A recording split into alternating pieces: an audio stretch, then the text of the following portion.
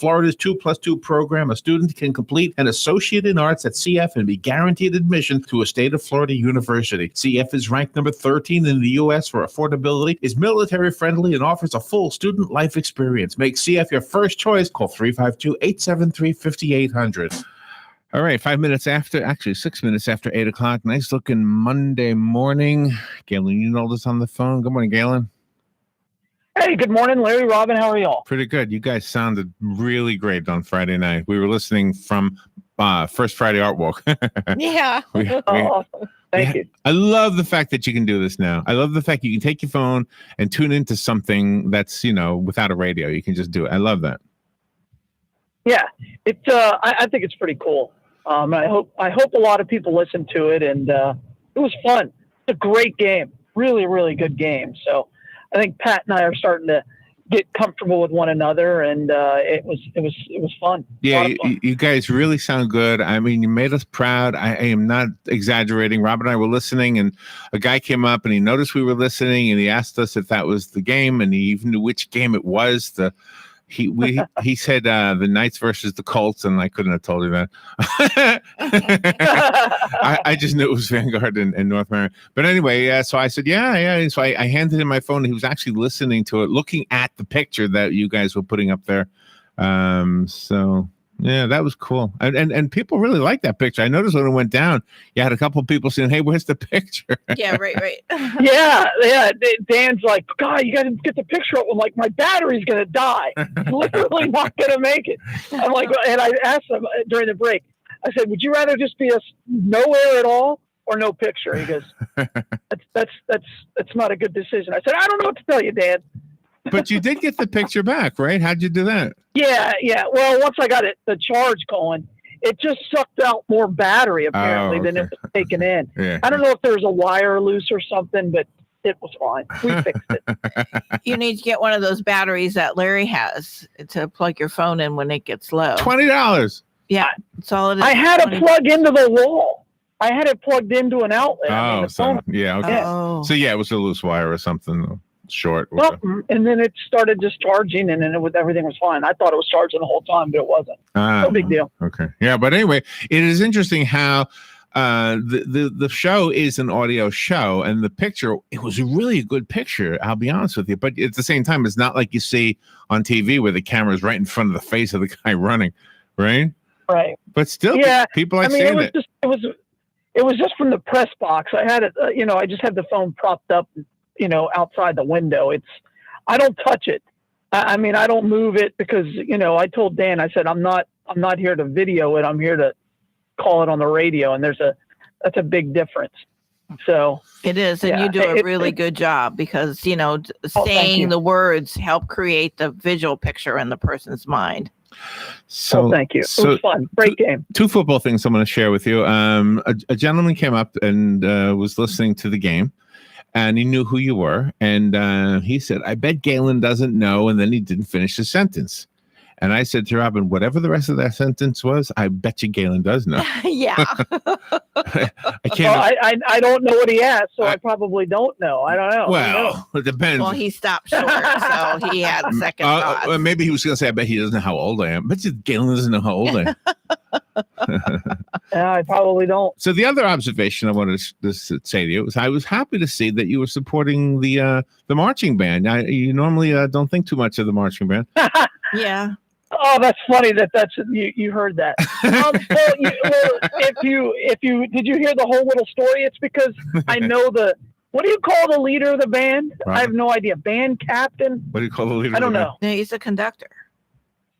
No, it's the student on the field. He's on the drum major. Drum major. All right, that person is a good friend of my son. So I've known her since she was in like 7th grade, and so I looked down. I'm like, oh, that's Hannah Kim, and that was pretty much I'm like, oh, now they sound great. Yeah. So I don't know much about it. Yeah, but you were supporting. Sounded loud. They were very loud. That's important. Loud. Isn't that important? Yeah, because like the national anthem, the Colts had like the middle school band was with them, and so they were a little louder, which always helps. But Yeah, now they play. They basically play on the sideline, so they're as close to you as possible. They don't play like in the middle of the field anymore. They play on the sideline, so they're like right in your face. It was fun. Oh, neat. Yeah, I didn't know that. Wow, but yeah, it was good. I mean, you're supportive of the teams. And you're supportive.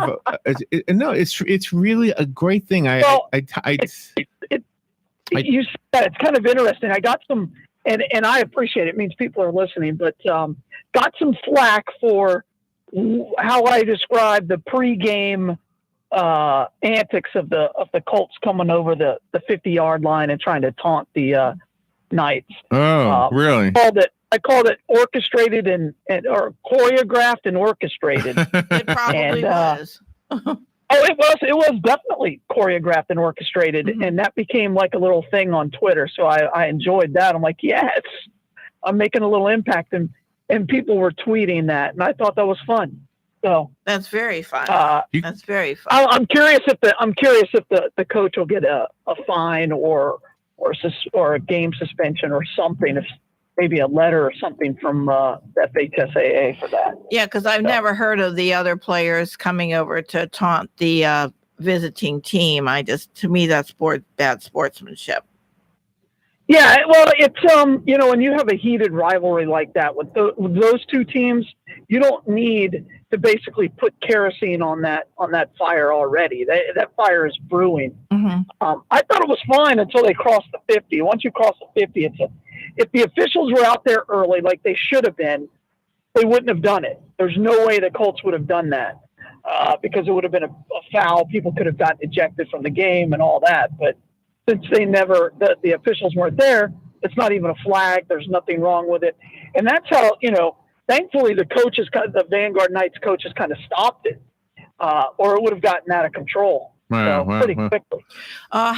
We had heard news stories that the spectators now for the high school games, they had to come in one entry and weren't allowed backpacks and things. And then if they left, they couldn't re-enter the game. Was there any kind of something like that at the game on Friday night for security?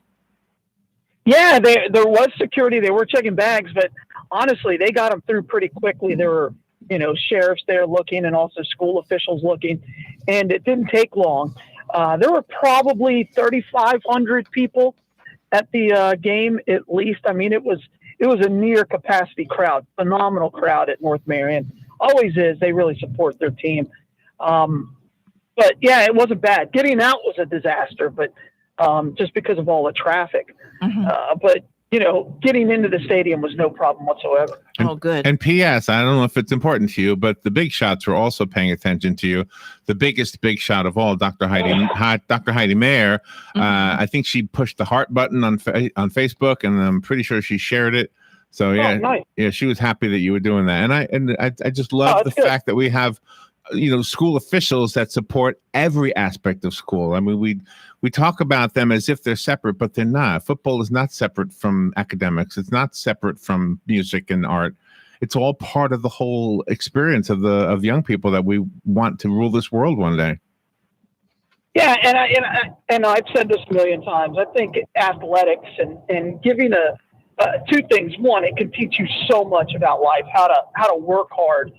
When you look at those football players and how hard they work to be on that field and to play that game, I think that pays off for the rest of their life. And I also think it teaches you how to be a part of a team, leadership, and all of those other things. And for a lot of these kids, it can be a way for them to get, further in life, whether it's for a scholarship or, everything else they do, they'll be able to rely on how hard they work during their high school years just to play football. Because football and basketball to a certain degree takes an extra level of commitment. Band is the same way. They practice every day too. That helps you get to that next level and whatever you're trying to do. Supporting the band, Robert. I love this. I imagine tomorrow you're going to say, there was something suspicious about Building 7. That'll come tomorrow. Just watch. Yeah. Well, I heard you talk about the, and you were talking about the building stay, and you said, well, and everything else that went down at 9/11. I'm like, oh gosh, here it comes. And then you pivoted very nicely to that field in Pennsylvania. Well, that was the story. Got that The Yeah, story the was Tower about, of Voices. yeah. Yeah, I know there was an issue with the owner of the land. He wanted somebody to buy it and all this. So, yeah. Yeah, I guess somebody did. I'm imagining it's the either the Pennsylvania government bought it probably, or who knows? I don't know who owns it. So you said it was now a federal. Yeah. Yeah. So Memorial. the federal government. Yeah. Federal memorial. So I'm thinking, yeah.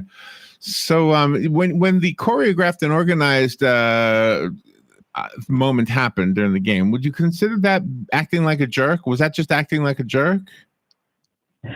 I think so. I don't know if you're a jerk. I mean, it was it was planned. So when you act like a jerk, it's kind of spontaneous, I think, right? I mean, I don't know. I don't know. You could plan something. You plan on being a jerk? You could plan on being a jerk. Yeah, you could plan something. All right. Yeah. Sure. But I do have some ways that we all might be acting like jerks, and maybe we don't realize it. So that's kind of the topic for today: ways that we act like jerks. Mm-hmm. Okay. How is the blood supply before we go there? We're right at a 5-day blood supply, and we all know what 9/11 means and what it's all about. But I try to always remind people this time of the year that if those people needed blood, whether it was in Pennsylvania or the Pentagon, where there is a memorial plaque, Robin, there is a memorial plaque where the plane. Oh, there is at the Pentagon. Okay. Yeah. Or whether it was in New York City or any of the other terrorist attacks that we've had. It was the blood that was donated 2 days and 3 days before that 9/11 that really had a life-saving impact on those people. So just remember that. Give the gift of life now before something happens. And don't just be an after, which is important. But it's more important than they have that in our hospitals before. So just give the gift of life, donate blood. There you go. And it is good to kind of attach that to the remembrance of September 11th. So very much so. The whole country gave blood that day. 2 days after. Yeah, I know it's an emotional thing that you've mentioned many times. Palm Garden of Ocala, thank you for giving Galen the opportunity to make that announcement each day. It's a reminder, it's a nudge, it's a way for us to remember that we have to get out and do it, otherwise it doesn't get done. Without that reminder, it maybe wouldn't get done, at least not sometimes. So Palm Garden, thank you. I'm sure plenty of the people over at Palm Garden have been the recipient of blood. They are a health and rehabilitation center. A lot of people show up there after being in the hospital. They are, after all, rehabilitating. It's a skilled nursing facility, so keep that in mind. And it is the equivalent to a 5-star hotel. I mean, they've got it going, whether it's the food or the activities or the cleanliness or the personnel. Take a tour, find out for yourself, spend some time with them. They're at 2700 Southwest 34th Street. And just remember, Palm Garden of Ocala. And Penn Flooring, this is another group of outstanding people doing business in our community, selling a good product and putting it in with professionalism. They did that here at WOCA. This carpet, the flooring all over the entire office here. It's a variety of different types of flooring, and they're all holding up so that they look as new as they did the first day that it was installed about 6 years ago. Go to Penn Flooring and thank them for sponsoring the LifeSouth segment with Galen Unold. The address for Penn Flooring is 1201 Southwest 17th Street. And the press release we received from LifeSouth Community Blood Centers is that it is Sickle Cell Awareness Month. So LifeSouth Community Blood Centers are looking for sickle cell heroes. So come down and donate, please. There you go. Am I a sickle cell hero? How do you be a hero? Well, in order to be a sickle cell hero, you have to have certain antigens that match the antibodies that these patients need. So you'll know because we'll have notified you, called you, sent you a letter. And usually it's people with that are Rh negative. So if you're an O negative or a B negative or an A negative, some O positive, but for the most part they're Rh negative. So it's Robin. Oh, okay. I'm an A negative. Yeah. I'm a B positive. Yeah, you would know if you're a sickle cell hero. And what we do is we actually match you to a specific patient. And so we'll tell you only donate when we tell you to. Oh, okay. I don't have one of those. No, we'll tell you, look, don't donate. And we give a pseudonym for every patient that we have. So, and then to that patient, we attach a pool of donors. In that way, because sickle cell patients get blood, on a routine basis every 10 to 11 weeks. In some cases, sometimes it's shorter than that. And so we want them to be exposed to as few people as possible. And so therefore we give them a limited amount of people. And usually they need 2 to 3 donations in that time frame. Wow. That's how it works. All right. Want to hear some ways that we are jerks? Yes. Are you ready? Let's see. Yeah. Leaving a grocery cart in the middle of the parking lot. Yes. What is this is a big thing. What is the middle of the parking lot? If you just leave it in the middle of the space, Yeah. or kind of push it off to the side. Yeah. Yeah. No. I mean, there have been times where I'm like, I just don't feel like pushing it all the way back to the store or into the stall. Yeah. Well, I think Don't if leave it's it in the in way, I think if space. it's in the place where a car will be driving, that's what they're talking about. Mhm. Yeah. I agree with that. Or you're allowed to put them in handicap spots because they like those. So when people get out of their car, they can just kind of lean on it, So Here's another one. Failing to understand your waiter or waitress's name. Oh, there you go. I keep forgetting all the how does time. that make you a jerk? How does that make you a jerk if you don't understand a person's name? I know. Can you imagine? I'm thinking that I'm a jerk then, because if it's Lisa or something like that, that's easy. Even your name. If I didn't know your name, Galen, I might say, how do you pronounce it? I would be. Oh yeah. Oh, absolutely. That happens to me. I'm not kidding. On an almost daily basis, I'll say my name and people will say Gale. I'm like, no, Galen. and then if I get like a hot tea at Starbucks, I just tell them my name is Jim. Or and my kids think it's hilarious, but if we reserve a table and they'll say, what's the name under? They don't understand Unold, right? They don't understand Galen. I just say Jim, Gym. Jimmy Jam Build It. Isn't it Jimmy Jam Build It? Jimmy Jam. Yeah. I just made that up, but yeah, that's part of it because my name is so difficult. Again, I've had many people in radio and TV tell me I need to change my name. So Oh my God. Too late No, now. no. Too late now. You've already established it. yeah, too old. All right. Here's another way people are jerks. Not picking up the dog poop. Yes. Yes. Yeah. I had to do that this morning. Yeah. Gotta pick it up. Mhm. Let's see. Talking on your phone at the checkout. Oh, or at the bank stall Are you in or the- anything. Are you in the 10 aisle, 10 items or less? Are you in the self-checkout? Yeah, self-checkout probably doesn't matter, right? Let's see. Well, it's okay. If we're going to talk about the checkout, I think you're a bigger jerk if you use coupons to write a check. Oh yeah, that takes a while to get Can you through use that line. coupons at the self-serve? Yes. You can? There's a section in there where Probably. you suck them in. I don't like that either. I don't like that. That to me is a bigger jerk than talk on your phone.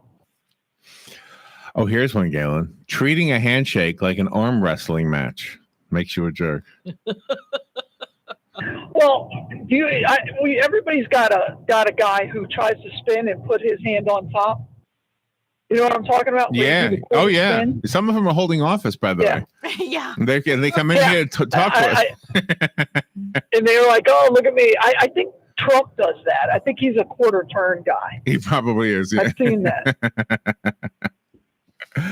Oh my gosh. Let's see. Or and it could be a quarter turn either way, because if you go underneath and then you put your hand over the top of theirs, it's like, okay. You know what I'm talking about? Where you're underneath and then you put your hand on top of their hand. Yeah. Posting group photos on social media. Why is that being a jerk? You'll have to explain. I guess that's what maybe everybody doesn't want to be on social media. Yeah. Oh man, guess. put my You picture on there. You don't have to tag them. Well, that might explain why people untag themselves when I post their pictures. Mm-hmm. I just realized that. Using big words, that other people don't understand. Well, that's more of being pedantic than it is being a jerk. I love that. That was awesome. Like that one? That was very good. You're welcome. And I have no idea what that word means. It just means Me neither. it means In the dictionary, it literally means foppish or bookish. Oh, And so foppish, nobody knows what foppish means either. no. So, I'll which use it. basically means being pedantic. Do you know what word I used to pronounce wrong all the time? And there's more than one of these examples, but the one that comes to mind is hyperbole. Mhm. It was hyperbole forever. Just say it. Hyperbole. Oh, you're kidding. I swear to God. Okay. Well, it is one of those words, and then you would probably hear it like in a sentence and like, yeah, I know what hyperbole means, but I can't read it. Yeah. You know the other one that messes me up, like when I'm reading a book? Macabre. Yes, macabre. Like, when you read the word macabre, it doesn't look anything like the way it sounds. Right. Yeah. It's like macabre or something. I'm like, okay. And all the time I used to have to like highlight it in my Kindle and go, what the heck is that word? Yeah, macabre. And anybody who uses macabre in a sentence is a jerk. But here's the thing: when you are learning by reading and you never hear a word out loud, in your mind you have devised a way to pronounce that word, even though you've never heard it, and you just read it that way. Now we all lived before the internet. Nowadays, I guess you could just click on it and it'll tell you, oh, that's how you pronounce it. Mm-hmm. But I mean, forever. Sure. I mean, names in the Bible. Oh my gosh, I said all of them wrong. Mm-hmm. I'd hear somebody say in church, "Who is that guy?" Yeah. Oh, that's how you pronounce the name. It's crazy. Yeah, it's hard to That's pretty pronounce good. the biblical. Yeah. That's pretty good. Unless it's David. Pretty good. All right, let me find one more. Leaving a pile of clothing on the fitting room floor. Might be a jerk. I don't know. I don't do that. When's the last time you tried on something, Larry? Gone into the room and tried it on. Yeah, that's I know what you're saying. No, I'm dead serious. It's probably been. No, I tried on a suit. Because I had to have it tailored. Outside of that, I mean, I wouldn't go like, oh, let me try this shirt on. At some point, you just know your size, right? Exactly. Except women, I have to try everything on, and I think that was meant for women, because I've been in fitting rooms and it's like so haphazard in there. It's horrible. Well, that's why, I used to go shopping with my wife all the time because, I had to. Mm-hmm. And then, I got so frustrated with her frustration. Now I just buy all her clothes. Wow. I have a urinal question for you, Galen. Oh, that's a good transition, Larry. No, because I talk about the urinal. Well, it's not that I am being a jerk, but I feel like a jerk sometimes. Okay, so you go to one of these waterless urinals. It says right on it, it's waterless. You know what the waterless urinal looks like because you've seen them before. Yeah. And there's still a metal button above it. And so, like a jerk, I push it every time, and it doesn't do anything. So, am I alone in this, or have you pushed that useless button that's still there from the old time? Well, you're a jerk if you don't push it. I almost feel, because you don't want to leave your smelly. Right. Well, thank you for beeping yourself. Yeah. Yes. That was kind of funny. Yeah. Yeah. I don't even know if you knew you did that. But I did. Oh, you did? Yeah. Yeah. Yeah. Well, I thought you were going to be a jerk because you're tall and you can lean over the divider. Say, oh my. Oh, being tall does have some problems, yes, with the urinal. We'll save that for I swore it. And the problem is you're so tall, like when they put a newspaper article or something in front of you, you see above it. You still have to look down. Galen, where's the Bloodmobile today? Hey, Bloodmobile will be there the rest of the week. We're going to be at the College of Central Florida. And so just please get out there, get the gift of life, donate blood. We're also on the boulevard right there at 1607 East Silver Springs Boulevard. All right. Thank you for doing Fridays. Thank you for doing what you do. And please be careful out there. We'll talk to you tomorrow. It's awesome. I love it. Thank you, guys. Bye. Foster. Vice President Pence says it wasn't him, and he's sure it wasn't anyone on his staff who wrote an anonymous New York Times op-ed claiming there's a resistance movement within the Trump administration. The vice president with Chris Wallace on Fox News Sunday. Do you think you know who Anonymous is? I don't know.